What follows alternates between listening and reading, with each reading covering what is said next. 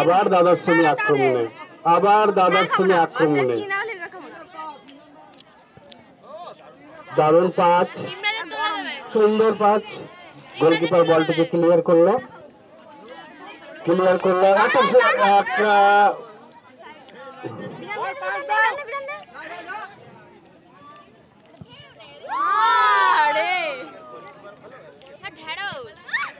দ্বাদশ শ্রেণীর ডিফেন্স থেকে কিছুতেই টলাতে পারছে না নবম শ্রেণী,